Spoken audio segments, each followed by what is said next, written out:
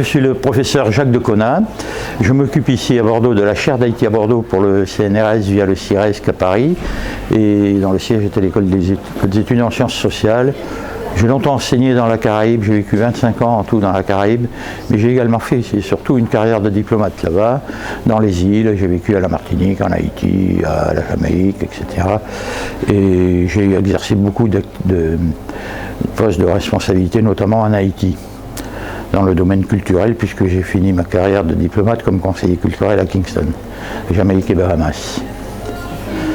Voilà pour la présentation. Pour ce qui est de mon intervention dans ce colloque très intéressant d'ailleurs, je dois dire, je félicite ceux qui ont pensé à le monter, elle portait sur la faille, il s'agissait des failles haïtiennes, pour essayer de trouver ce qu'on peut améliorer peut-être.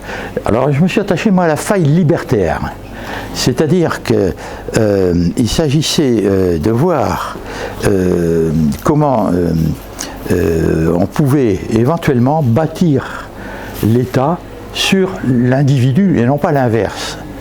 Ce qui fait qu'on est amené à s'interroger sur le rapport entre les nouveaux libres et les nouveaux dirigeants après la révolution haïtienne. De 1791 pour le démarrage jusqu'à 1804 pour l'aboutissement avec l'indépendance. Mais quand on parle de liberté chez les uns ou chez les autres, c'est pas la même chose. Pour les dirigeants, c'est la liberté coloniale, si je puis dire, ne plus être une colonie, c'est se libérer de la métropole. Mais chez les combattants eux-mêmes, eh bien, c'est la liberté individuelle, ce n'est pas la liberté collective. C'est autre chose. Et c'est un peu la faille essentielle du système, dans la mesure où même si on veut essayer de réguler, de juguler cette faille libertaire individuelle, on n'y arrivera pas. C'est pas négociable, la liberté individuelle. Et c'est ce qui se passe. Alors que faire?